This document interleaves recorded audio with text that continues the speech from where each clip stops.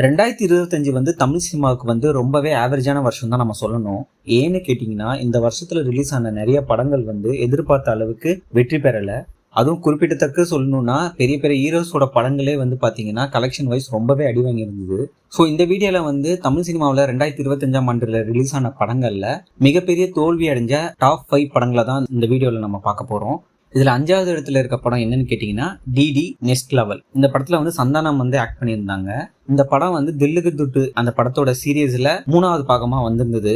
இந்த படத்தோட பட்ஜெட் வந்து பாத்தீங்கன்னா 25 கோடி. பட் கலெக்ஷன் வந்து பாத்தீங்கன்னா இந்த படம் வந்து 12 கோடி தான் கலெக்ஷன் பண்ணியிருக்கு.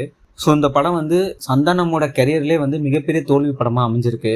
நெக்ஸ்ட் 4வது இடத்துல வந்து பாத்தீங்கன்னா ஏஸ் இந்த படம் வந்து இருக்கு. இந்த படம் வந்து விஜய் சேதுபதி வந்து நடிச்சிருந்தாரு. இந்த படத்தோட பட்ஜெட் வந்து பாத்தீங்கன்னா 30 கோடி. பட் கலெக்ஷன் வந்து பாத்தீங்கன்னா 11 கோடி வரையும் தாங்க இந்த படம் வந்து கலெக்ஷன் பண்ணியிருக்கு.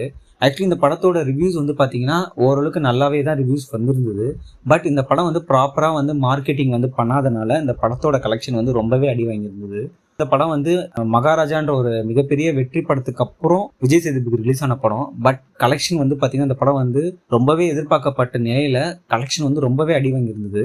ஸோ இது வந்து விஜய் சேதுபதிக்கு வந்து மிகப்பெரிய தோல்வி படமா அமைஞ்சிருக்கு.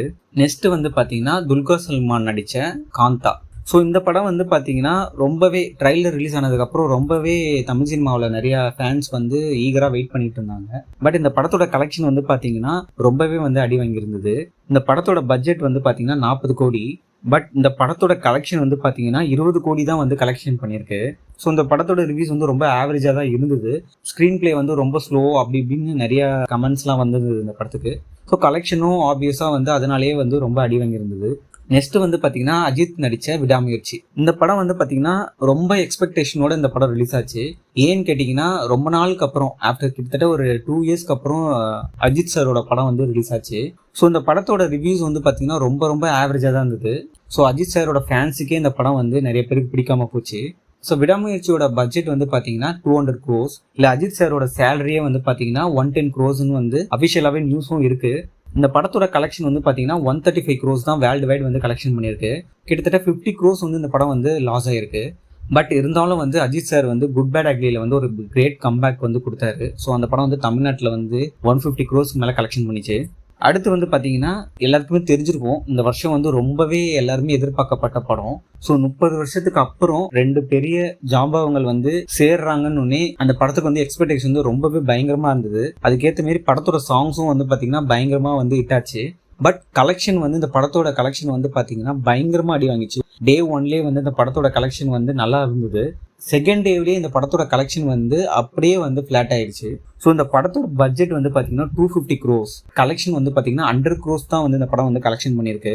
இது வந்து தமிழ் சினிமாவிலேயே வந்து மிகப்பெரிய வந்து ஃபிளாப் ஆன படம், மிகப்பெரிய லாஸ் ஆன படமும் கூட. படத்தோட ரிவ்யூஸ் தான் வந்து அதுக்கு மெயின் காரணம். ஸோ இந்த வருஷத்துல வந்து மிகப்பெரிய தோல்வி அடைஞ்ச படத்துல வந்து தக் லைஃப் தான் வந்து முதல் இடத்துல இருக்கு. ரஜினி சார் நடிச்ச கூலி படம் வந்து பாத்தீங்கன்னா கலெக்ஷன் வந்து பாத்தீங்கன்னா 500 crores மேல கலெக்ஷன் பண்ணிச்சு. பட் அதோட பட்ஜெட் வந்து பாத்தீங்கன்னா 600 crores சொல்றாங்க. ஸோ இது வந்து பாத்தீங்கன்னா ரஜினி சாரோட சேலரி, நாகார்ஜுனோட சேலரி, அமீர் கானோட சேலரி, இந்த எல்லாமே சேர்ந்து படத்தோட பட்ஜெட்டே வந்து பாத்தீங்கன்னா 600 crores மேல போயிடுச்சு. இதுல வந்து லோகேஷ் கனகராஜோட சேலரியும் வந்து பாத்தீங்கன்னா 50 crores. இது அபிஷியலா அவரே வந்து இன்டர்வியூல வந்து சொல்லியிருந்தாரு. பட் அந்த கலெக்ஷன் வந்து ஓரளவுக்கு நல்லாவே பண்ணிட்டதுனால அந்த படம் வந்து மிகப்பெரிய தோல்வியா அடையல. அது வந்து ஒரு ஆவரேஜ் கிராசரா தான் இருந்திருக்கு.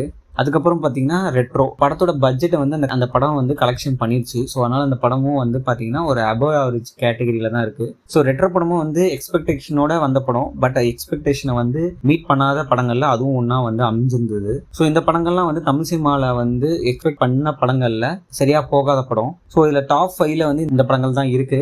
ஸோ இந்த படங்கள் தான் வந்து 2025ல வந்து கலெக்ஷன்ல வந்து ரொம்பவே அடி வாங்கின படம். ஸோ இந்த 5 படத்துல எந்த படம் வந்து உங்களுக்கு ரொம்ப பிடிச்சிருந்தது, பட் அந்த படம் ஏன் சரியா போகலன்னு உங்களுக்கு தெரியலன்றத வந்து கமெண்ட்ஸ்ல வந்து நீங்க சொல்லுங்க. ஸோ இதே மாதிரி நெக்ஸ்ட் வீடியோவில் வந்து உங்களை சந்திக்கிறேன். நன்றி.